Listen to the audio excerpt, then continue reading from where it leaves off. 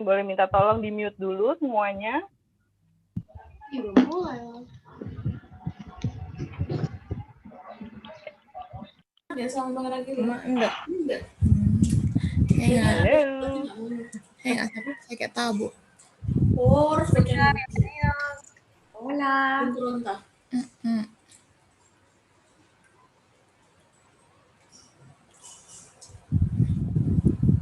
Setting, mas setting ya, Mbak. Klik setting. Klik setting, choose virtual background.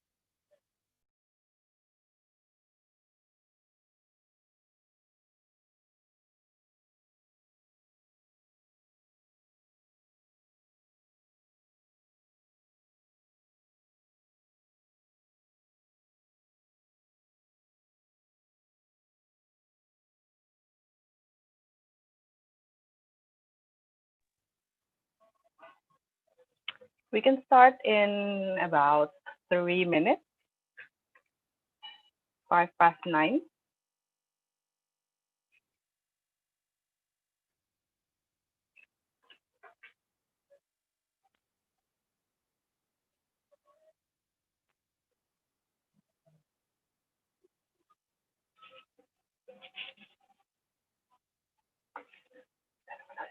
I'm not mute. I'm not in mute.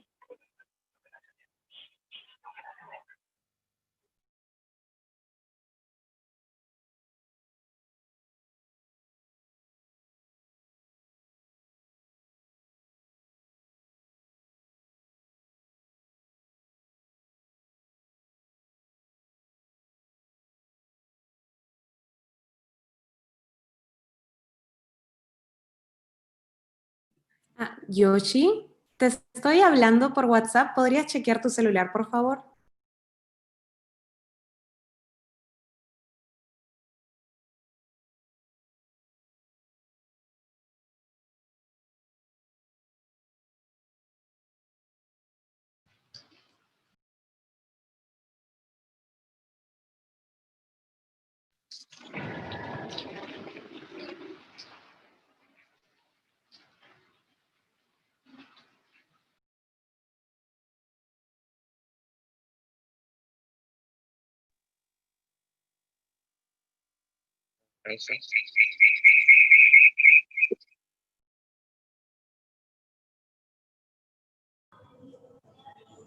Ahora Yoshi ini ya, hablando contigo, Elsa, por WhatsApp.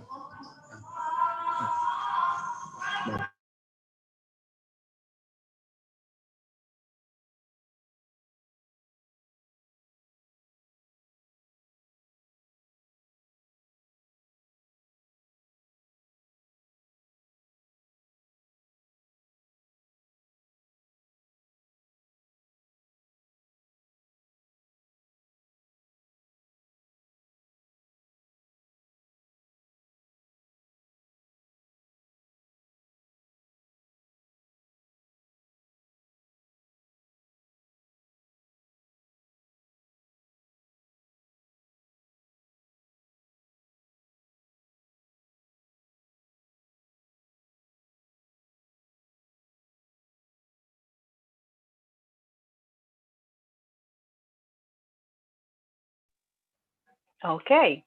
So, is everyone ready with their with your virtual background, or do we still need to wait a little bit? I think everyone is ready. I see a lot of people here. Ajá.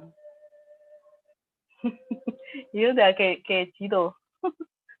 ¿Dónde estás? ¿Cómo estás en mute? Okay, okay.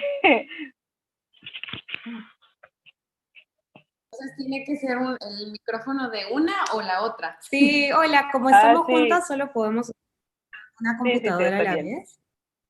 Este, Entiendo lo que bien. podemos... Sí, entonces, ¿te parece si empezamos con la introducción? Would you like me to switch to English or should I keep on Spanish? Yes, please. Let's keep in English because this event will be in English. Okay. All right. So well, yeah, it's okay. I can introduce everyone here and then open the event, and then I will give the screen to you after our presentation. Does that sound good? Okay. So whose voice you're using? Elsa. Okay, fine. Yes. Okay, we should just start now because it's 7 past 7. Hola, buenas tardes, good evening, everyone. Welcome to the celebration of the Day of the Dead, or Día de Muertos, a collaborative event between Dime Por qué and Asociación Iberoamericana Jakarta. My name is Primarita from Dime Por qué, and I will be your host this evening. I know you can't see it because of my makeup, but I'm actually very happy to have you all here. So thank you so much for joining us. We have a very packed agenda tonight. The main one, of course, is a very fascinating story of this popular Mexican tradition, which is going to be narrated by our friend Hilda Martinez from AIA. Hola, Hilda. Thank you so much for sharing with us. We're so excited to have you here. And after that, we are going to go over the questions that you have submitted. We would like to apologize in advance, though, because we received so many interesting questions, but we will not be able to answer all of them. But at the end of the presentation, if we have time, you can ask directly here in any language, I guess. You can ask in English or you can ask in Spanish. Be our guest. But at the end of the presentation and the event, please stay because we will have a Kahoot quiz with some prizes, and we will also pick the best Katrina makeup and virtual background tonight. I see some of you have put on some cool backgrounds, so stay tuned and we'll see who will win the prize. All right? Okay, so to start, I'd like to introduce our community because I think many of you here have never participated in our events before. So hello to you all, first timers. First of all, I'm not alone this evening. I have with me my good friends from Dime Por qué. I have Henry, Yoshi, Dewi, Defa, and Pasalim also from Dime Por qué. All right. So, who is Dime Por qué? We are a community of Spanish students and enthusiasts of Hispanic culture based in Jakarta, and most of our activities are online. The main one is online open chat, where we talk about everything from grammar, music, Netflix series like La Casa de Papel, and we even share memes in Spanish. But most importantly, because many of our members, which we have now more than I think 2,300, I think, are studying Spanish on their own, whether with apps such as Duolingo or by watching YouTube. We have now become a place for them to ask questions and doubts about Spanish grammar. So it's really wonderful to see everyone sharing and learning together there. Of course, we are also on Instagram, where we promote cultural events. We even have giveaways every now and then. We also share information about Spanish courses in Indonesia and many other things.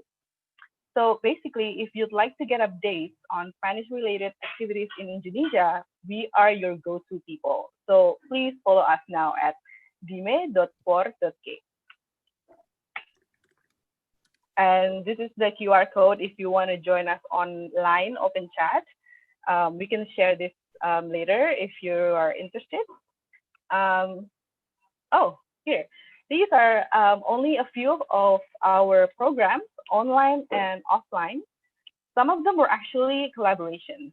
So for example, we work very closely with Instituto Nebrija, which is a Spanish school from Madrid in Jakarta, and also with Instituto Cervantes, which is the official Spanish cultural center in Indonesia.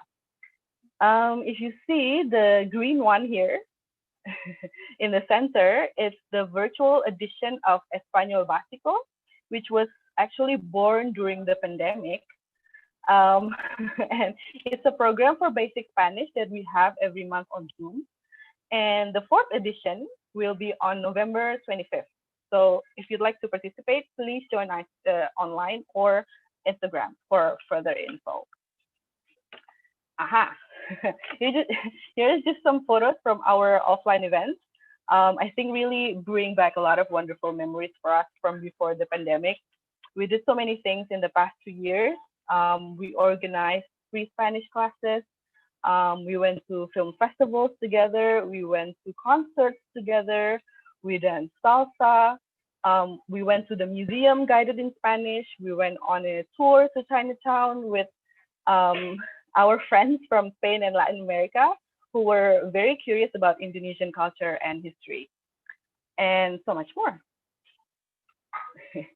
Okay, so speaking of culture and history, tonight we are going to learn more about Mexico. So this is the reason why we're all here. So I'm not going to talk any further and just give the floor or the screen maybe to Elsa, who is going to present a little bit about what is AIA. Por favor, Elsa. Hola, bienvenidos. My name is Elsa. I am from Peru, Lima, Peru. I'm going to share my screen real quick.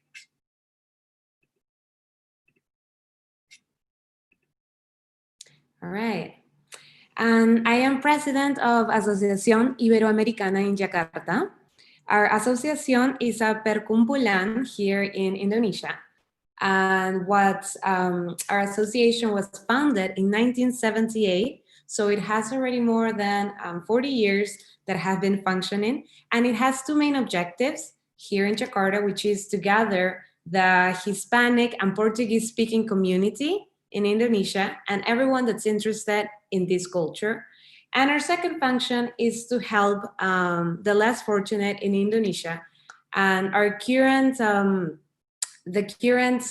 social aid program that we're doing, it's for Panti Asuhan Pondok Taruna, that's located in Jakarta Timur. What we do with the kids, it's a shelter for more than 100 kids from the ages from 0 years old until they are 20 years old. This is a shelter that's run for many, many years. And every month, what we do before COVID, we would go every Wednesday and spend time with the kids there, play with them, give them, we would do handcrafts, we would do paintings with them, just giving them an hour a week where they could do something different.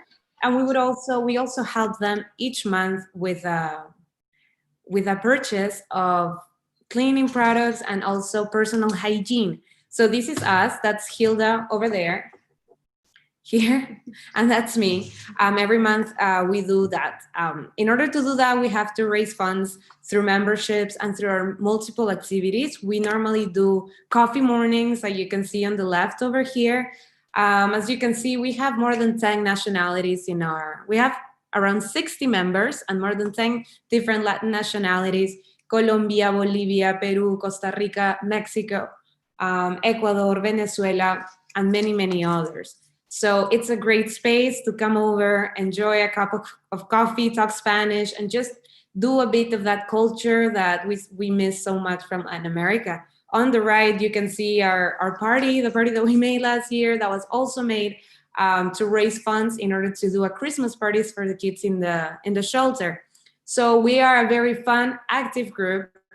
However, obviously during COVID, we haven't been able to do much because face-to-face it's not possible. But before that, this is what Aya does. We try to do our coffee mornings country theme. That means sometimes, like, I don't know, the Colombian and the Venezuelan ladies will host the coffee morning. In the right, for example, here we have Peru, which is the country that I hosted, the only coffee morning I was able to do. And we did it about Peru and a lot of props over there. So this is what Aya is, and we're very happy that we get to share our culture, share our language with you through Dime Por Qué, because it's a great platform for you guys to get to know more about us and vice versa. So yes, that will be it. And now Hilda will now be in charge, and she will present herself and also carry on with the presentation of the Día de Muertos. Muchas gracias.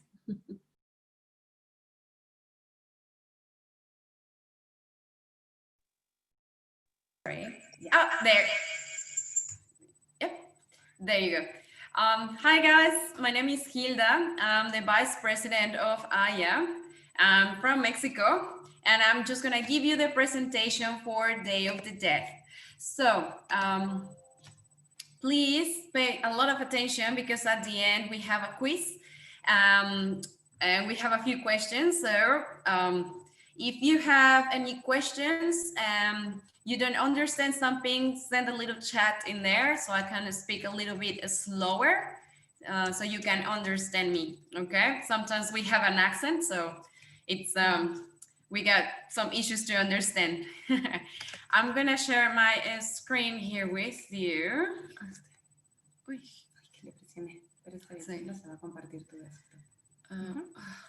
Just 1 second, please.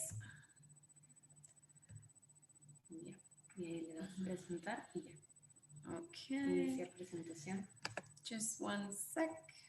There you go. Sorry. Yep. You see it? Yeah. Okay. Awesome. So thank you so much to the guys of Dime Por Qué for inviting us once again. We are very excited and very flattered with all the people that it's joining us today to see more about our culture and our traditions. So let's start giving a little bit of an explanation about the differences between Halloween and Day of the Dead. Halloween is short for All Hallows Eve. So it's the eve of a Catholic celebration of Día de Todos los Santos. Halloween is a prevalence of ghosts and other spirits in costumes and decorations, and the focus is on our fear of mortality and the spookiness of the unknown. The difference with the Day of the Dead is that instead to treat death as something dark and frightening, it's about laughing on the face of death, celebrating and remembering the memories with the loved ones instead of mourning the loss with them. So that's the difference between one and the other. Day of the Dead, it has its roots from the pre-Hispanic era, and Halloween is more about the Catholic situation in here. So that's just a little quick explanation about the difference between one or the other. What's Day of the Dead about? We celebrate the death, the beloved people that passed away, but not the Santa Muerte. Please, guys, that's completely different. It's not the same. Day of the Dead and the Santa Muerte is not the same. Santa Muerte is just like a saint that some people in Mexico, they choose to believe in and to pray, but it's a minority and it's not something that we do. And once again, nothing to do with Day of the Dead. The celebration starts on November the 1st, when the younger souls comes to visit us, and 2nd of November, when the older ones, they come to pass by. Here is a little bit of a difference depending on the city and the families. Some people, they start from the 28th of October. Some people, they start on the 31st. So it doesn't really matter that in most important days is the first and the second, being the second, the most and the main day for Day of the Dead. On the 3rd, on the 3rd of November, is when we start taking everything away, all the altars and the stuff, and we eat the food. Yes, we eat the food.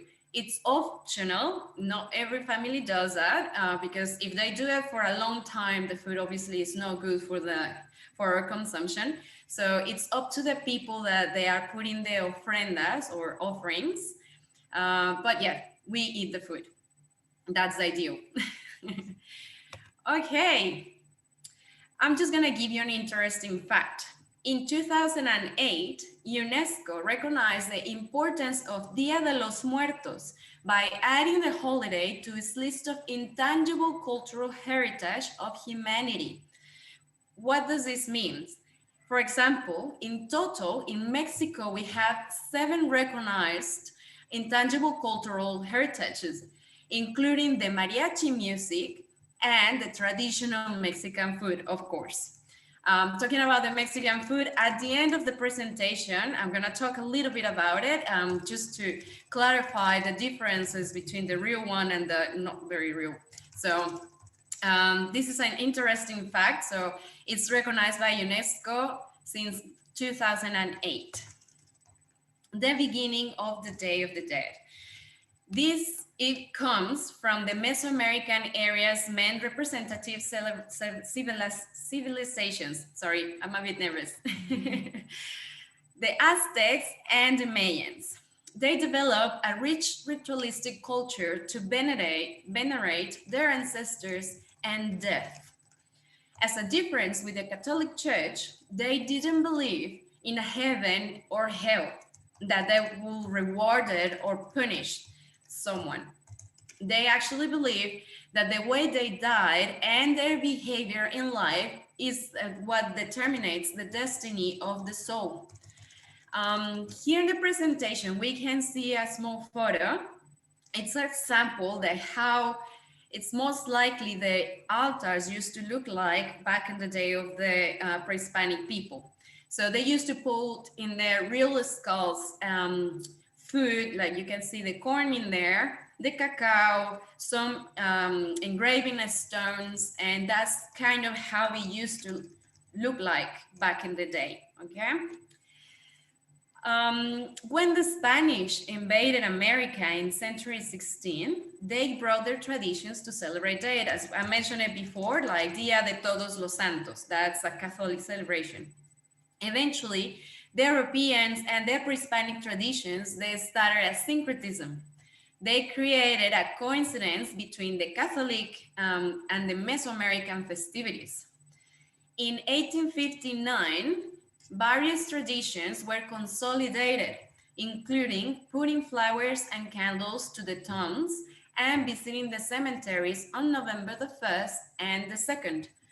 The high class during the morning and the less fortunate in the afternoons. So we are talking the Day of the Dead, or the pre-Hispanic people, they used to venerate death, and they had already some rituals.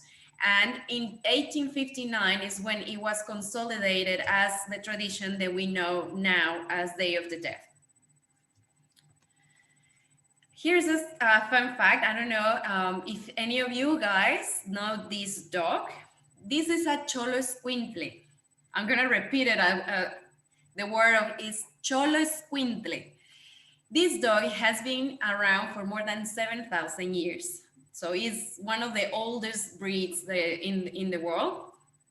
And the pre-Hispanic people, especially the Mexicas, they believed that when a person died, souls had to travel a long way through the underworld to reach Mictlan, which is the world of the dead. That's why they used to sacrifice a cholo escuintle to guide them and help them cross the river of death. But there is a but. if the person wasn't good with dogs when he was alive, the dog won't help it. The dog will leave it to die in the river of death. So this is a good thing to be good with not only dogs, but any other animals, because we never know. Okay, let's talk about Catrinas. Lots of us in here, we have our Catrina makeup or the Catrina's backgrounds. So what is a Catrina about, or how it came into the culture? The Catrinas were created in 1912 by a Mexican cartoonist, Jose Guadalupe Posada, as a critic of the new rich people who, despite having indigenous blood, they denied their heritage and pretended to be Europeans. So the picture that you see on the left, that's the original cartoon he used like as a satiric way to criticize these people. Decades later, Diego Rivera named it Catrinas. Diego Rivera named this skull Catrina. He's the one that he gave the name. And its characteristic of it originated in his mural Sueño de una tarde dominical en la Alameda Central. In here, the skull appears with Jose Guadalupe, which is on the right, the creator of the Catrina, originally, like the cartoon. Frida Kahlo on the left, and Diego Rivera as a kid on the left, like lower to Frida Kahlo. I think most of the people knows who is Frida Kahlo, you know. Diego Rivera was the husband of Frida Kahlo, so you can make a resemblance in there. And the photo in here is just a fraction of the mural, because the mural is actually really big. So we just wanted to focus on the important things to mention it today. If you want, you can Google it later, and you can find the full picture of the mural of Diego Rivera. So that's how the Catrina started in the culture with Mexico and started incorporating and being related with Mexicans. Let's talk about the altar and its meaning. Altar de Muertos, it has many elements, and some of these elements are more important essentials to have in there, okay? So let's just have a look about what is one of each of them. One, an important one, is the candles. Why candles? To guide the dead and find their old home. The food, the dead, they come to enjoy their favorite food and drinks. So we put the food they used to enjoy when they were alive. It can be anything, really anything, whatever the person used to like, we will put it in there. And if you don't have the possibilities because you won't be there for the celebration or whatever, we for sure have fruit in there at least. So at least we offer some fruit to the people that is coming to visit us. Pan de Muerto is the traditional bread for the festivities, and its meaning is the large round bead is the representation of the circle of life and death. And the top, it simulates an skeleton. So that's why it's called Pan de Muerto, or dead bread, literal translation. Salt, it prevents the body of the deceased from getting corrupted during their trip. The cross, this is to help the souls reach the altar and atone their pending sins, if any. This is part of the things that I mentioned before about when the culture with the Catholic and the Hispanic, pre-Hispanic people, they did they mix a little bit of the tradition. So now the altars, they always have a cross, and they have this Catholic meaning in there. And the cross can be done with the salt or with the flowers, anything, but the presence is there. The water is to soothe and purify the body of the souls that are coming to visit us. No, el copal or incense. This helps to clean the place of bad vibes and spirits before the souls return. So usually they burn the copal or the incense to clear out the area before they start lighting the candles and receive the visits of the people, of the souls, okay? Photos. The persons in the photo are the souls visiting and the reason of the altar. we put in there our family and our friends that passed away and we are remembering, and it's in honor of them. So yeah, the movie Coco, they are right on that one. Cempasúchil flower. Okay, attention on this one. It represents the sun for its bright color and it helps the souls to find their way to the altar. Cempasúchil, it's a Nahuatl, that's a language in Mexico, Nahuatl, and it means flower of 20 petals. If we break it down, it's Sempuali, which means 20, and Xochitl, which means flower. Okay, so it's flower of 20 petals. Papel picado. It represents the air and adds a festive touch to the celebration. We use papel picado for every single celebration. In Christmas, for Independence Day, we have so many different colors and things, and we use it because it's a way to show that it's a festivity. And as we celebrate Day of the Dead, we celebrate our dead, then that's why we add it as well. Sugar skulls. This alludes to the pre-Hispanic tradition when they used to put the real skulls into the altar. And now in the modern times, it's also a way to remember that death is sweet. This is actually something really beautiful and that I always loved since I was a kid, because you go to the markets and you see all these skulls made with chocolate and sugar, and you find so many colors, and it's just delicious to see and to eat. Okay, so now that we mentioned the movie Coco, let's give you a few facts about the movie. The animations hit the right notes. I don't know how many musicians we have tonight, and if you haven't seen the movie, you need to watch it, and if you did, watch it again, because every time they show up someone playing the guitar, they actually hit the right notes going through the song. So that's a fact. Abuelita's neck, it had some issues. Okay, so this is a funny one. The movie's creators have said that one of the most difficult parts of the film to animate was Abuelita's neck. To do her neck justice, the filmmakers, they flew out one of the animators' mothers-in-law from Mexico and did their best to make her angry to see how Abuelita's neck will move when she got upset. So it took some time, but eventually they got the material for the movie. And it's funny because it's one of the things that I noticed in the movie, how accurate on all the moves and how everything is just perfect and it matches with everything. So that's one thing. Incredible 2, they have an appearance in the movie. Disney, they have, they usually add on in their movies bits and pieces of any of the movies they have done before. So in Coco, you can find in there presentations of Monsters, Inc., Toy Story, and The Incredibles 2. So did you notice?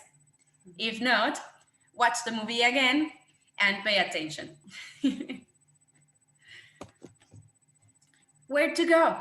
Okay, styles and customs differ by region. So which one will you go? I'm gonna show you, and they are all quite different. Pátzcuaro, Michoacán.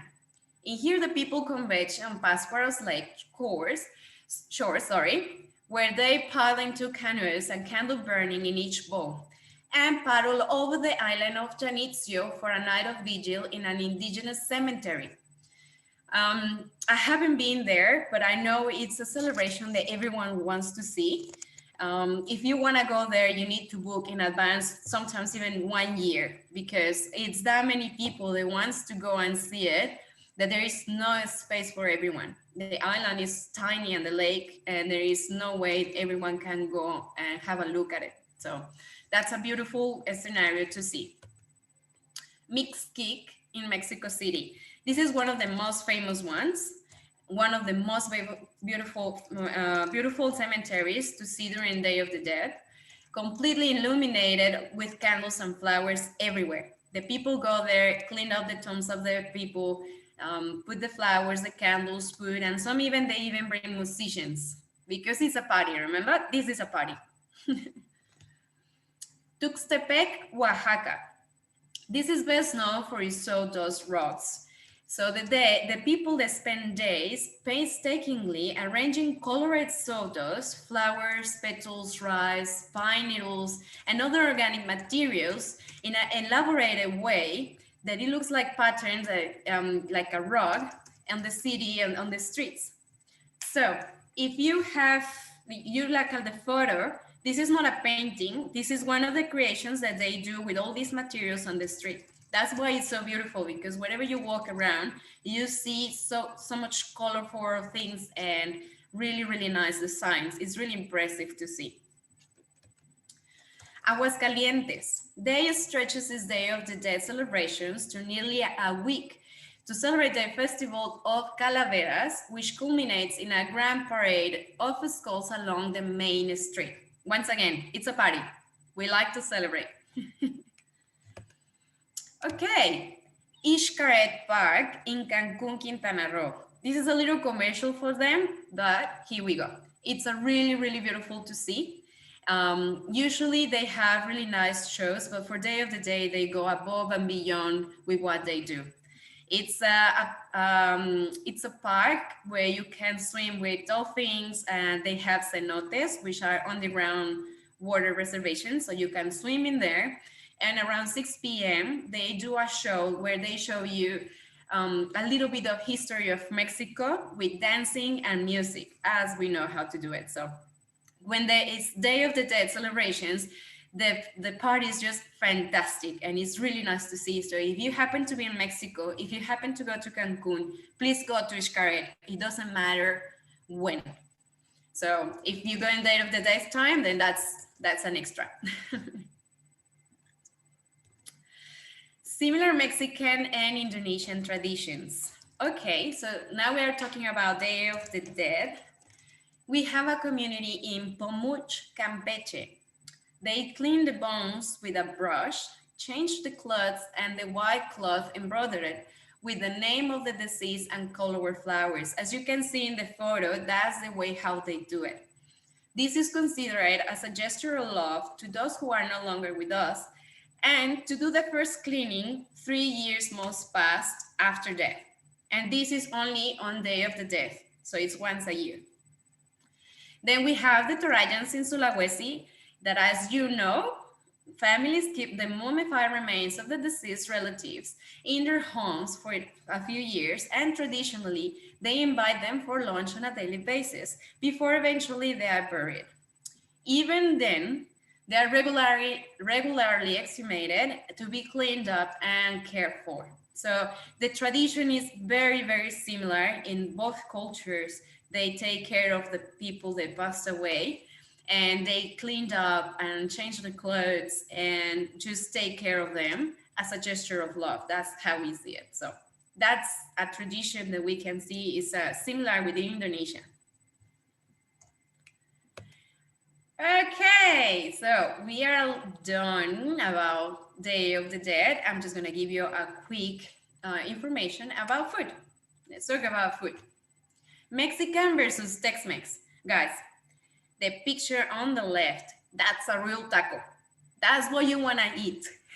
Soft tortilla, nice meat, chili sauce, that's a taco. The thing on the right, I can't even call it a taco. Please, that's not real. We don't have such a thing as hard shell tacos.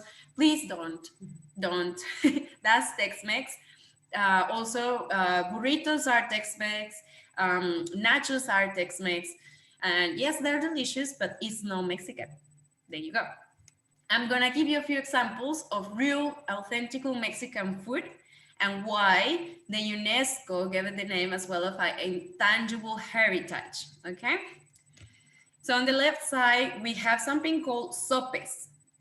We use the same dough for tortillas to make this. So it's a round disc, and we make like a bed.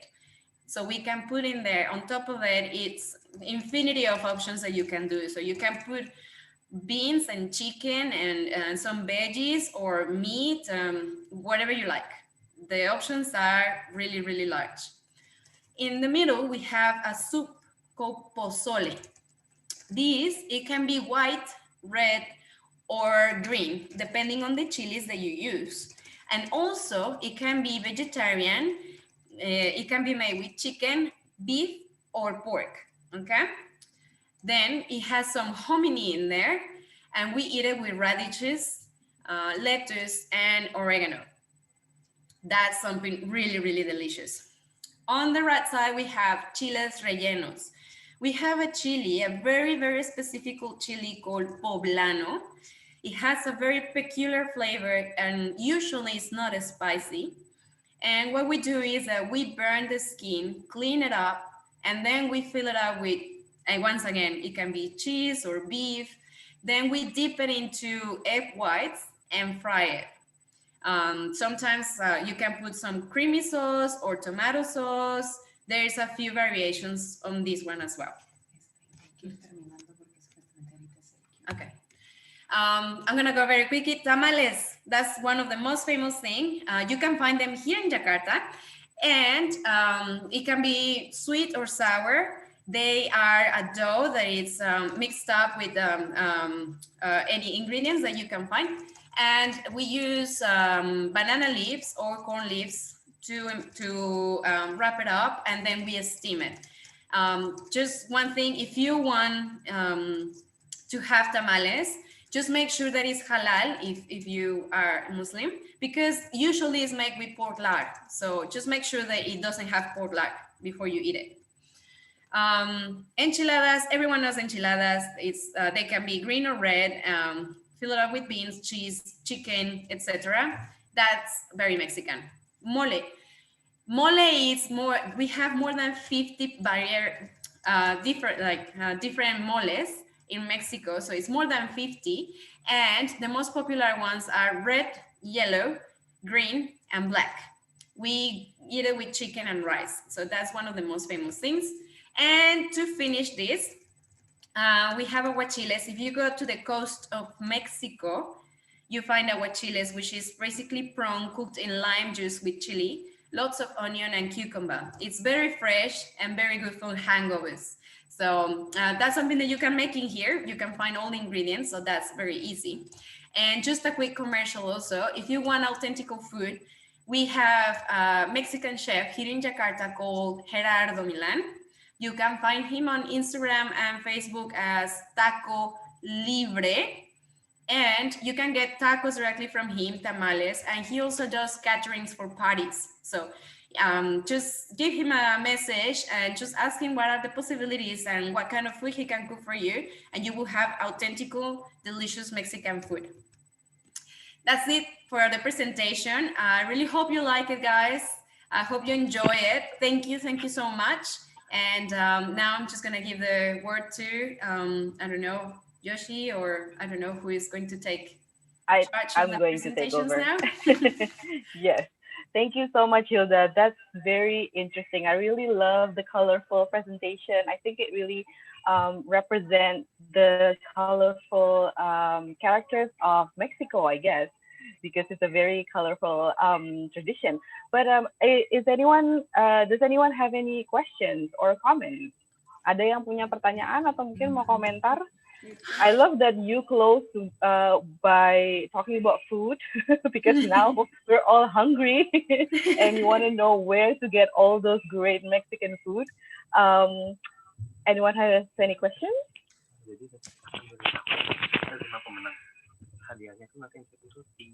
Yoshi, aku yang ngomong.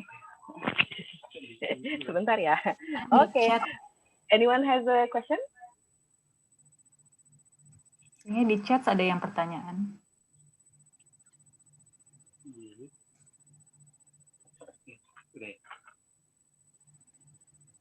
Una pregunta. Yes, there are questions here. So many questions. Let me see.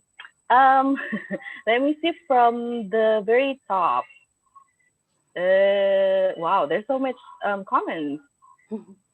I think I'll just go from the bottom. ¿Dónde se puede conseguir tamales en Jakarta? Where can we find tamales in Jakarta? Okay, so Chef Gerardo Milan from Taco Libre. Is He's it? Can you type the name in the yeah, chat, sure. So maybe, so that we can go and check out the Instagram right away. yes, so I'm writing it right now. Taco Libre. Ah, okay. I think someone in there already answered as well. So Taco Libre, Right. IG and Instagram and Facebook. Okay. I have visited Londa, Toraja, and agree that somewhat Mexican and Toraja have similar cultures on perception about death. Yes. I didn't realize that there are similarities between our culture, which is very specific. That was really nice. Any other questions? I guess everyone is more interested about tamales than Dia de Muertos. No, I have questions. This is, oh yes, please. Yeah. So hi, I have a Mexican friend, and actually I want to ask if yeah, means like if they celebrate the day of the dead, so what kind of gift that I can give to them in that day, or kind of greetings that I can say to them? It's not like when it's Christmas time or New Year's, we don't say like or a happy birthday, we just go to the house of the persons, admire the altars, and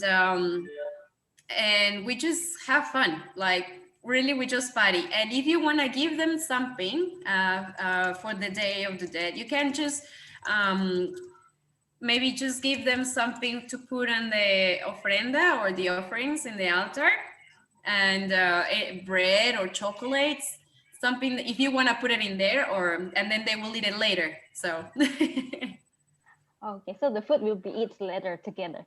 yes. Okay, thank you. Gracias. Awesome. Can you eat with this wake up though? Because we can't eat. Yes, you can. Okay. We have one more question from Figra. Figra, if you want to unmute yourself, please go ahead. Hola, soy Tigra. Can I ask a question in Spanish or English or what? Of course, Okay. por favor. Okay. Me llamo Tigra. Al principio, gracias por la explicación de la cultura de mexicana, especialmente del Día de los Muertos, porque me encanta mucho la cultura de la cultura mexicana, y yo también tengo unos sueños que participar en este momento, también ver un Fórmula 1 en Autódromo Hermanos Rodríguez. Okay. Mi pregunta es,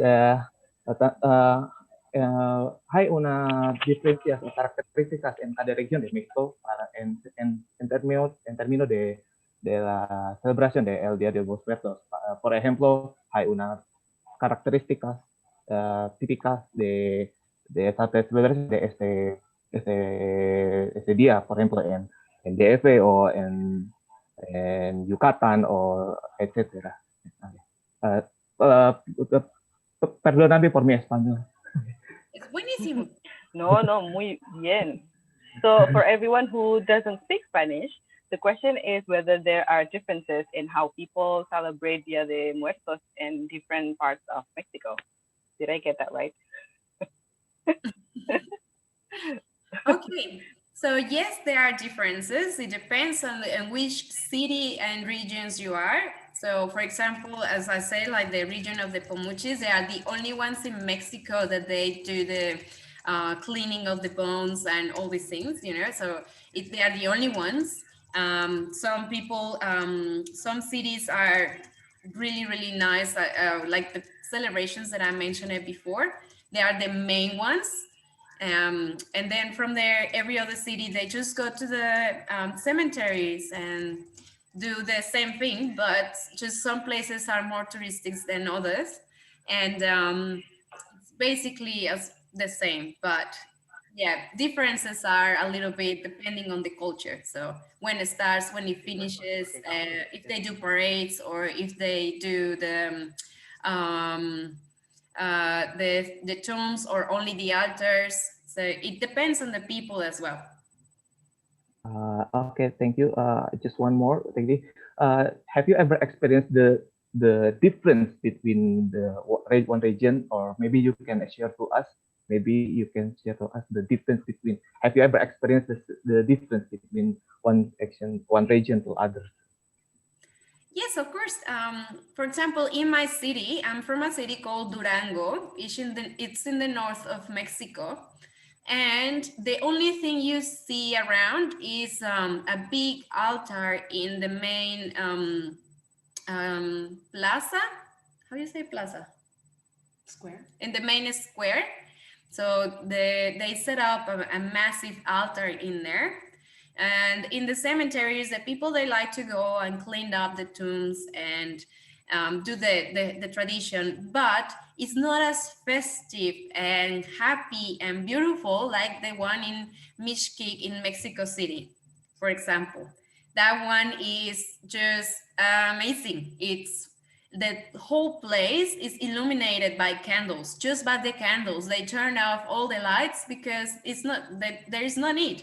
There is candles everywhere and flowers, and it smells delicious, and they have a very different way to do it. As in, for example, in my city, it's not as festive and big like in this other place in Mexico City. So it depends. Thank you, Kasia. All right, great. So there are more questions here in the chat. Florence, do you want to ask the question directly, or should I just read it? Yeah, if you want to read it. No, I'm asking Florence if she wants to ask the questions directly. Yes, por favor. Hola, Hilda. Soy Florence. Hablamos un poco antes. Sí. Sí. Ah, vale. Pues la pregunta, lo que no entiendo hasta ahora es, lo que no entiendo bien ahora es sobre alebrijes. ¿Qué son realmente alebrijes? ¿De dónde el origen de alebrijes? ¿Y hay algo que ver con solo squinkle o no? Okay. That's a bit, the only bit that is not real in the movie Coco. Mexicans, we approve the movie. Coco is very, very well done. But there's the only bit, they don't, the cholos, they don't turn into alebrijes, and that's just for the movie really. But other than that, the rest is very accurate. Alebrijes also, they mention it, there is this belief that they are from Oaxaca, but it's not true. There is someone that they found them and they liked it, and they gave it to the Oaxacan artisans. So they start doing the art of the alebrijes in the wood or in their paintings or with them embroidered things, and it started like becoming part of the culture. But it's not really something that it comes from the pre-Hispanic or anything. It's just someone introduced it to them, gave it to the artisans, and they did their magic, and now it's part of the culture. But it's it's not really Mexican or part of the tradition of Day of the Dead. Ah, okay. Bueno, gracias. Gracias. Okay, I saw Kevin raise his hand. Kevin, do you want to ask? Sí, bueno, muchas gracias. Hola. Tiene buena presentación. Gracias. Okay. Bueno, tengo dos preguntas. Cuando yo estaba viviendo en Oaxaca, vi que había como unas personas que son como, no le gustan mucho a los Días de los Muertos porque es como más, se dicen que no son como en la manera católica. ¿Cómo son la percepción de Día de los Muertos para los católicos que están en Oaxaca? Bueno, una pregunta. Y la segunda pregunta, ¿dónde puedo comprar mezcal aquí? Si lo sabes. Gracias. Okay. Once again, the celebration is different with every city. Also, the Day of the Dead, they have a little bit of the Catholic religion thing in there. So that's why they add the crosses and everything. But for example, the Christians, they don't believe in Halloween and Day of the Dead. They don't do any of this. And that's their own belief that they have as in the religion with the Christianity. So I honestly don't know why, because I'm not Christian and I've never really asked exactly why is the reason, but they don't celebrate it. They don't believe in it. They only, I think they only have like one God, and that's what they follow. So they don't venerate the Virgin Maria or celebrate Day of the Dead, etc., etc. So it's depending as well on which kind of, if you are Catholic or Christian, there is so many differences as well between ones or the others. And about the mezcal, well, I have seen some in the liquor shops in here, but I honestly, it's not the best one, but it is what it is. Like, you have to go back to Oaxaca to get mezcal, and you can bring me one bottle too. Bueno, gracias. Awesome. Let's all go to Oaxaca then and eat all the great food. There's one more question here. If I'm going to Dia de los Muertos, this is from Ixtan, what kind of souvenir should I buy or should I take home probably? Okay, so you find people really the souvenirs. Maybe you can find little puppets in the shape of like a skull puppets. Depending as well, if you are like in the South area, in the Caribbean, you find people in there that they will sell just the usual things that they sell, you know, like they have this thing that when they blow into it, it sounds like a jaguar. So this is kind of thing. So once again, it depends on which part of Mexico you are. Mexico is huge. It's massive. So big that we have every single ecosystem in there. Like you can go to the north and you have desert, and then you can go a little bit to the south and you get the beaches, and then you go and you have jungles. So and the culture is really different between one city and the other. So what you can find, it can change. So whatever you find in there and you like it, you can get it.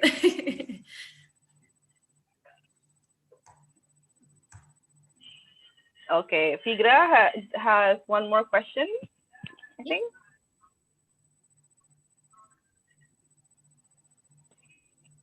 Okay, probably my I'll last. just read it here. Let's say we want to. Okay. Oh, okay. Yeah, go ahead. Okay, let's say we want to attend participate and El Día de Muertos in Mexico. What are the do's and don'ts so we don't embrace it in front of people? Thank you. Very important question. Yes. Well, it's not really nothing in a special. I think it's just the basic manners that we get everywhere. So if you go into the parade, don't push the other people, you know, try to get into the front. Just enjoy. If someone comes close to you and is happy, just keep the party, because that's what we do, you know, like we just celebrate, and you find someone else celebrating and all of a sudden you make new friends. So just keep your mind open. You can find many kind of things, and also just yeah, it's just enjoy it and look at other people, and just basically that the manners that we have everywhere. So it's nothing really in a specific that it will bother us or matter. Thank you. Great. Okay, one more question from Lutfan. Lutfan, ¿quieres preguntar directamente? Sí, sí, por favor. Hola, Hilda, buenas tardes. Y pues muchas gracias por la presentación, muy buena y muy informativa. Tengo una pregunta, pero no tiene que ver con el Día de Muertos necesariamente. Es sobre la cultura mexicana en general. Pues me gustaría saber sobre los idiomas indígenas en México, como ya me has dicho, como náhuatl y también quizás maya o algo así. ¿Cómo es la situación, la condición de la supervivencia de los idiomas en México? Pues ¿todavía se habla o qué tal? Okay, gracias. That's actually a really interesting question. In Mexico, we have 68 languages. And from those 68, we have 364 linguistic variations. And sadly, 60% of these languages or linguistic variations, they are at risk of disappearing. So if you go to Mexico, everyone is going to speak in Spanish to you. That's official language. And when you see the people, the indigenous people, they will speak to you in Spanish. So sadly, it's getting lost, and it's something that it matters in Mexico because it's one of the countries with the most languages in the world. So losing 60% of it just because the people stop talking in their language, that's actually really sad, but it's happening. Yes, gracias. Gracias. Okay, any more questions? If not, we are going to go over some of the questions that you guys have submitted. There are some interesting as well here. Any other questions? No? Going once, going twice. Okay, then. We'll just move on then to the next question, which is, let me share my screen first. Let's see.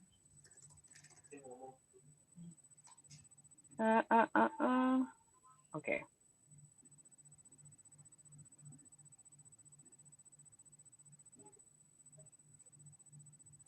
So, other than Dia de Muertos, what are some other festive Mexican celebrations that are worth participating or celebrating?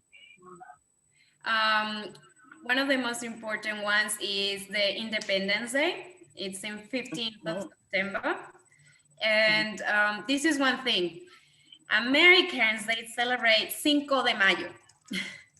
That's not Mexican. They put it all like a Mexican thing, and it's not Mexican. It's an important date for us because it's when we commemorate the Mexican Army victory over the French Empire on the Battle of Puebla, or La Batalla de Puebla. But we don't do a massive celebration like the Americans do. I don't know from where they got that. Honestly, I don't know. We celebrate 15th of September, which is Independence Day, and it's massive, and it's also actually really good to see too. Christmas also, we have everyone else, we have a lot of the Christmas, but we celebrate it on the night, on the 24th. So in some other countries they celebrate on the 25th, but we do it on the night of 24th to 25th. What other one? Obviously New Year's.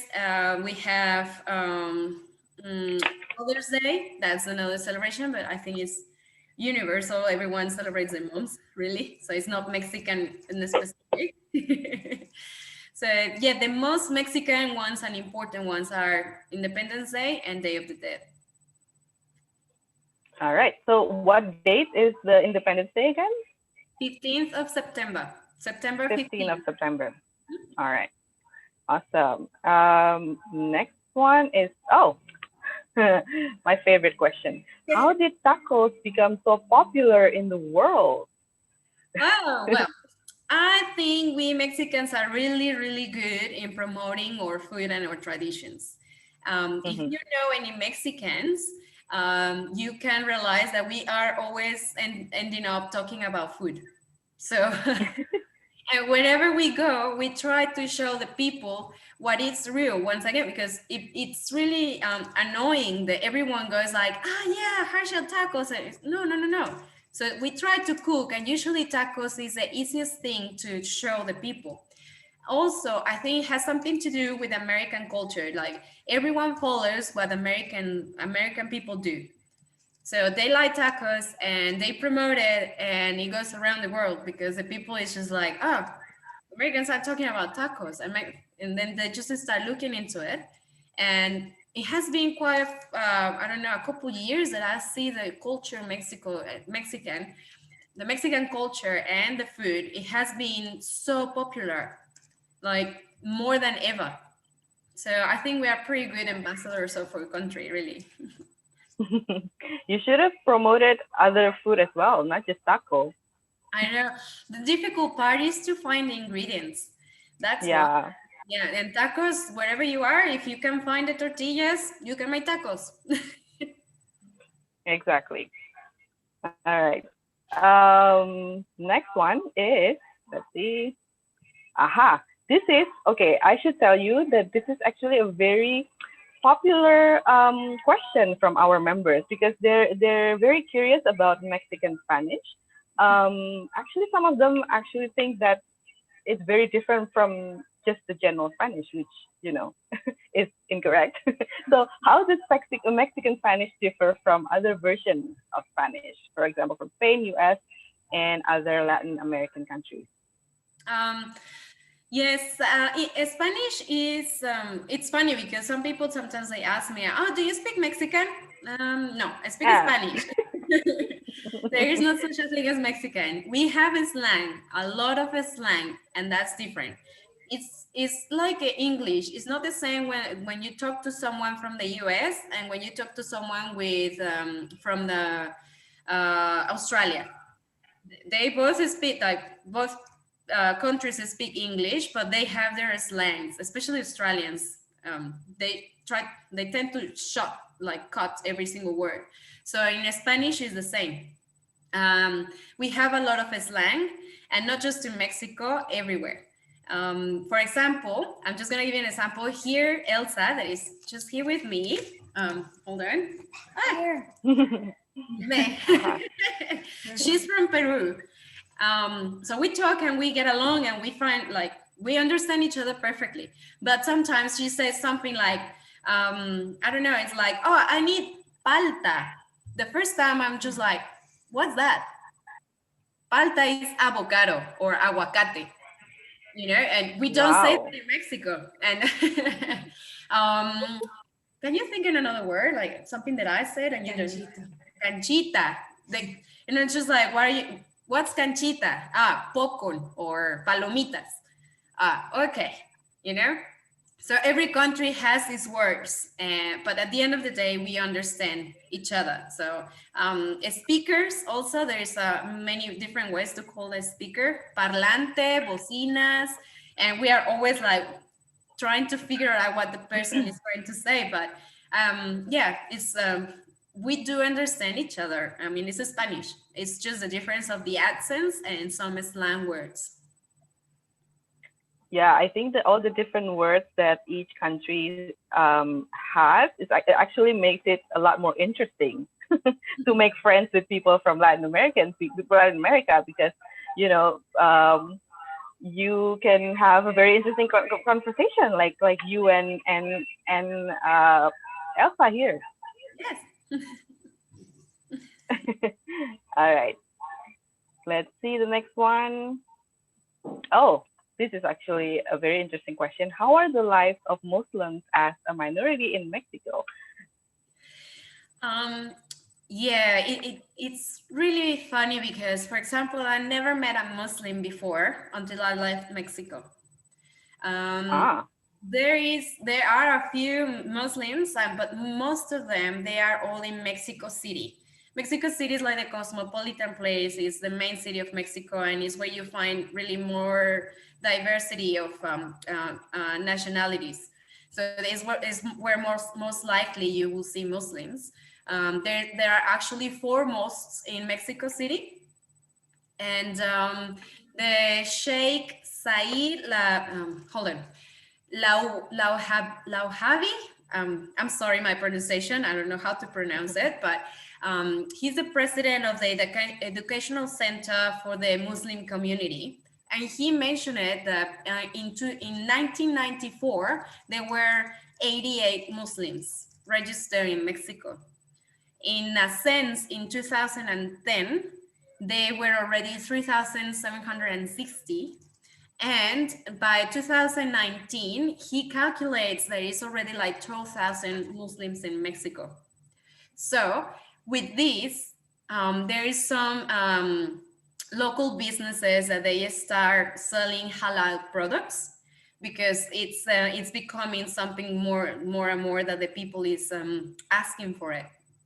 Because yeah, it's growing. It's still a minority, and there are not that many, but they are there, and there are mosques. That's actually like really impressive. And in general, Mexico, it has a very open mind about the cultures and religion. We don't mind, we don't care who someone prays for and decides to follow. Um, maybe if we see you walking in a hijab or in a burqa, we will look at you because we are not used to it. Like the first time I saw someone with a burqa or a hijab, I couldn't get my eyes away from the girl. But it's not, I didn't want to be rude, I was just impressed, you know. So that's the only thing that you can get in Mexico, because it's not normal or usual that you see someone wearing the typical dresses and stuff. So but in general, everyone is just sharing as normal, and yeah, I think it's just normal. Great. All right, so we have the last question here, but we still have a lot of time. So if any one of you want to ask more questions, I think we'll take them. Okay, so the last one is Mexico safe for traveling? And can women travel alone? This is actually my question. Well, some people in here, like Florence, she used to live in Mexico. So you can tell me if I'm right or not, because I'm Mexican, so I feel safe in my country. I think it is safe. I think we shouldn't believe everything we see in the news or in the movies, because they have a way to paint Mexico and in America that is not like that, you know, like they think that we are going around in ponchos and sombreros, and it's just like there is a lot of culture in Mexico, and it's something really beautiful to see. And I will say there is no problem to visit it, even if it's a solo traveler. Just to have in mind to be cautious, as you will be in any other place. I think every country has its good and bad. So it's just a common sense of especially we as a women, that we have to be more careful. We won't go around at 1 a.m. in the morning in a really like empty street, you know. It's just the common sense that you will have everywhere you are. Other than that, if you are careful in that matter, I think it's perfectly safe. Awesome. Or Florence, do you want to share a little bit about your time in Mexico, maybe?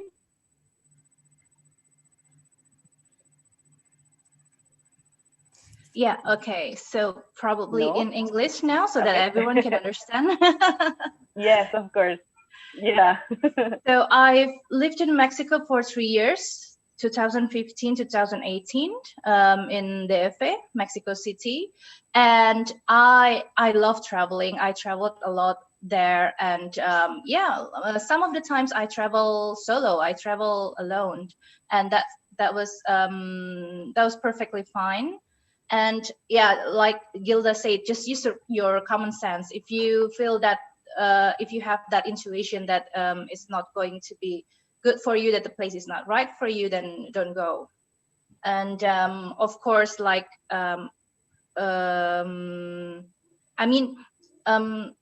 basically everything will be fine. Don't worry. And it's a really beautiful country. From north to the south, you can find different things. You can find beautiful panoramic scenes, and the culture as well, very colorful. And basically, don't worry about it much. And especially learn Spanish. I mean, if you speak Spanish, of course, you can deal with it better. Great. See? Learn Spanish, guys. All right. So does anyone have any more questions? There's a long message here. Avocado. Elga, do you want to just read it directly to the speakers here? Hola, Elga. Hola. Just a comment, or no, I just yeah, comment. Go ahead. All right. Okay. Okay. What is here? All right. So no more questions about Mexico and their culture. I guess we can start playing games now. Is anyone up for a game? Okay. All right. We'll just see. Okay. How do we do this? So we were supposed to have a Kahoot game, but I think there's some technical issues there. So what we would do is actually just a regular quiz. So you guys are going to see the questions on the screen. I think from Elsa's screen or Hilda's Yes. screen. I have to speak.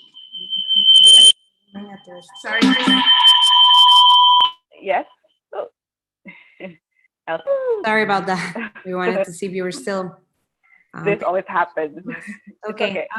So So yeah, you'll be sharing your I can screen. go. Can you hear me well? Yeah. Okay. Wait a second.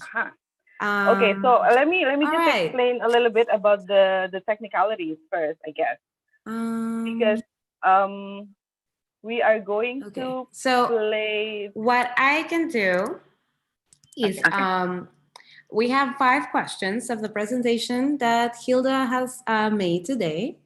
And I'm going to show you the questions on my screen. And then on the chat of Zoom, you're going to write down the answer. There are 4 answers. You have to choose one answer. That's the right one. And the answer is going to be in a colored box. So if the right answer is in the red box, your answer is just going to be red. Does that make sense? I think before the color, everyone should also write the number of the question. For example, 1 red or 1 green. That would make sense. So we're going to in the chat, and the thing is, like, whoever answers first and answers with the correct answer will win a prize. Okay? Awesome. We can start. You can share your screen now. I'll share my screen right now. Right, share screen. Okay, first I would like to show you what are the prizes. They're gonna be 5 questions, they're gonna be 5 right answers and 5 prizes. Okay? No. Yeah, so we're gonna be giving one of these breads, and also we're gonna be giving 2 vouchers for this restaurant. I don't know if you guys have heard of this restaurant that it's called Sudestada. It's an Argentinian restaurant located in Menteng and serves very authentic Argentinian food. So we'll be giving out 2 vouchers for 2 people to eat here and 3 breads from that I just showed you earlier. Okay, so make sure that you are, all right. I'll read the question. I will read the question and, oops, sorry about that. Let me see.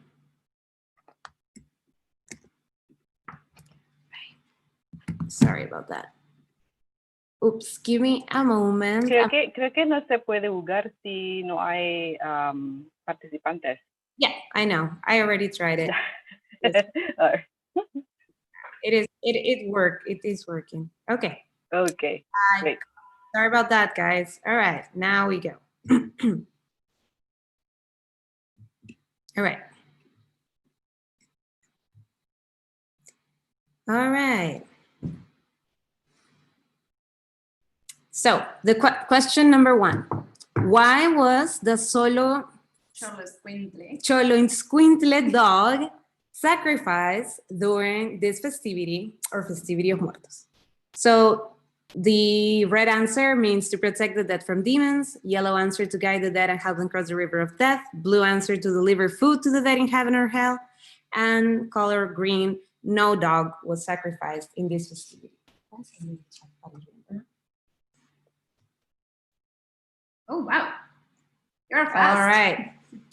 Okay. I gave us 120 seconds for the question, but we don't have to go through all of that because I already see that you have answered. So for the ones that did yellow, yellow is a correct answer. To guide the dead and help them cross the river of death.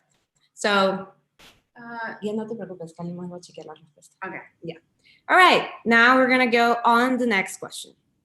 Are you guys ready? All right. Okay. What does Sempa Xochitl mean? Mean the red 20 petal flower, yellow national Mexican flower, blue Santa Muerte flower, or green 100 petal flower? We're gonna give.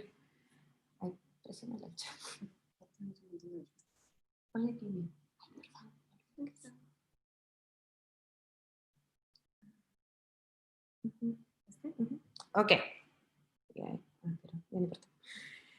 All right. So whoever did, I cannot see the chat. So whoever did 20 petal flower, that is a correct answer. It's Kevin, get 1 point. I'm sorry? Yeah, it's Kevin. Kevin. Oh yeah, Kevin. Kevin. Yeah. Good. Del ganador, Kevin, 20 petal flower. Let's do the third question. What is the Spanish name of the traditional bread served during this festivity? Día de Muertos bread, Pan de Muerto bread, the Dead Soul bread, the Coco bread.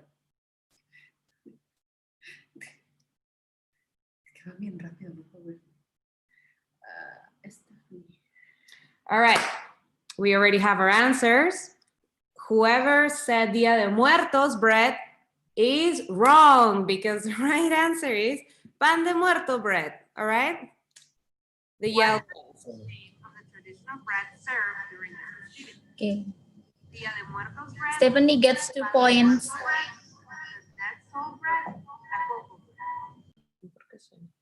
All right, next question. Question number 4. What is the name of the cartoon created in 1912 that mainly represents this festivity? Frida Kahlo, red, yellow Calaveras, blue Catrinas, and green Caterinas.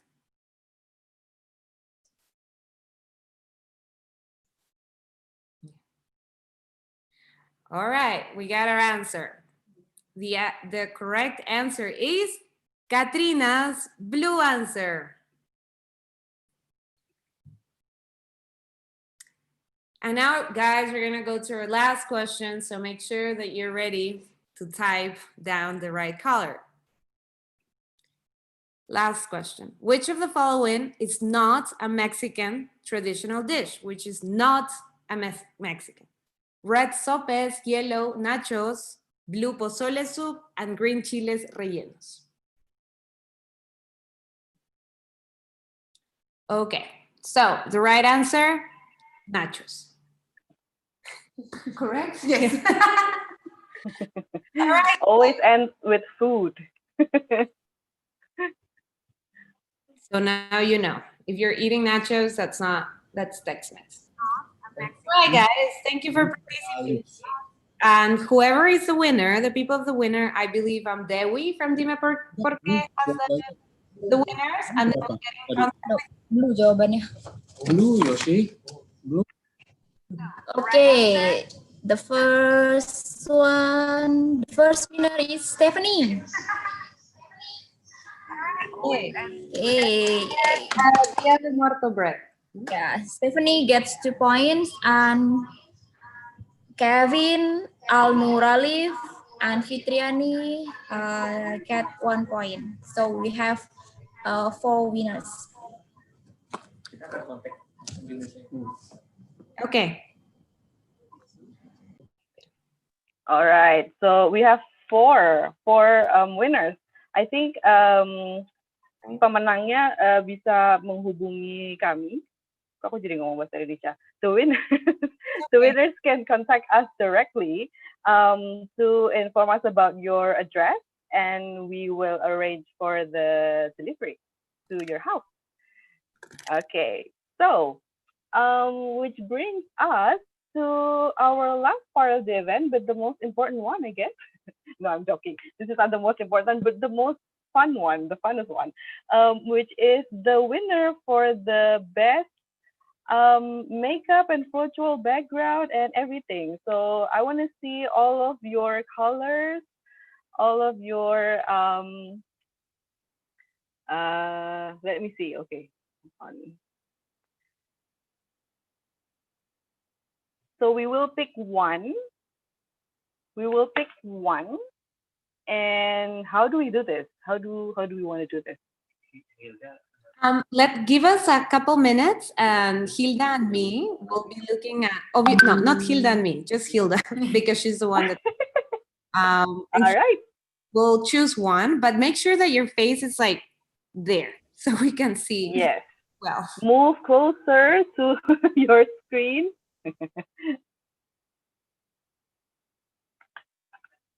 Am I in the competition? Yeah, but we cannot see you. All right. I know. No, I'm not. No, please don't include me in this competition. Let's just give the gift to someone else. I see some interesting one here.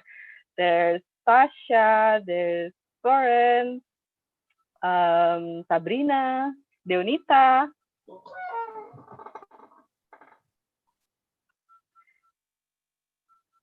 Javier también. Hola, Efe.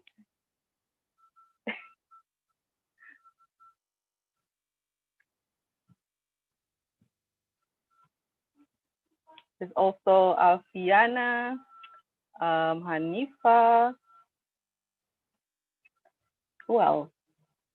There's one that's in and out. Hilda, are you choosing? Yes, we're deliberating. This is gonna take forever. It's fine. Para confirmar, Primarita, to confirm, it's one for makeup, correct? So we only pick one, right? Yes, it's for everything, makeup and background as well. So the whole screen.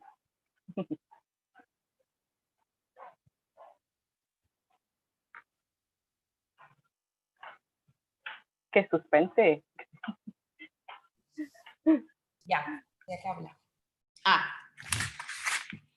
Bueno, muchas gracias. Thank you, everyone. We think that the winner is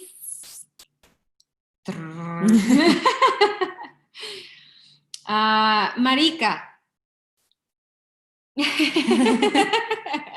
Aha, Gracias, the one with the Elsa. interesting name, Marika. Gracias.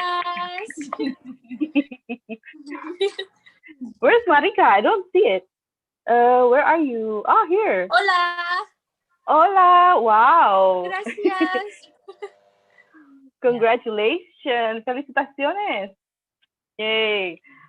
So just contact us through, if you're online, then just let us know. But probably better to email us or send us a DM for your address, and then we'll send some interesting gifts for you. Thank you so much for putting all the makeup and everything. Can I see the headpiece? Oh wow!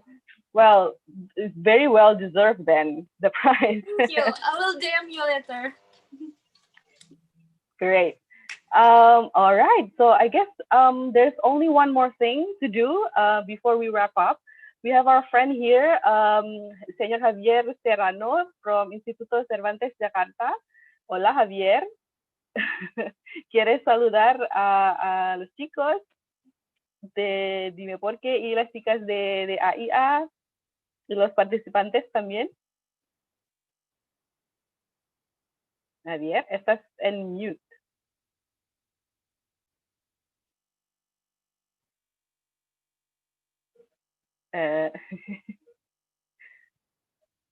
Javier. ¿No? Javier Serrano. Está perdido. Está perdido. No nos escucha. Bueno. ¿Qué pasa? Vale. Okay then. I guess not. All right. So thank you so much, Hilda. Thank you so much, Elsa, for sharing about your beautiful culture and beautiful country. I think deep down we all really want to go there when the pandemic has ended. And in the meantime, I think we can enjoy some Mexican food here in Jakarta or somewhere else. Because we have a lot of participants from outside Jakarta as well. So we thank you so much for joining us, and I hope you guys get to learn so much about Mexico, and you can tell everyone what you know about Dia de Muertos, the fact that it's not Halloween. You can also say that Cinco de Mayo is not Mexican. Nachos are not Mexican. So you guys will be very well versed in the Latin American culture. So thank you so much everyone for joining. This event is recorded, and actually we were live on YouTube. So if you wanna watch the event later, maybe if you want to go back to the presentation that Hilda shared, you can see it on YouTube. All right. Okay. All right then. I guess. Listo. Muchas gracias. Buenas tardes. Y nos vemos muy pronto. Sí, muchas gracias. Stay safe, everyone. Oh, wait, we have to take a picture. The most important thing. Another important thing that we have to take a photo. Who's going to take a photo? You like it. Del mío y escuchamos del mío. Porque tenemos que hacer ambos del. Okay. Sí. Listos, ready? Okay. 1, 2, 3. Okay, please wait. Okay, the second. Okay, one more time. Ready? 1, 2, 3.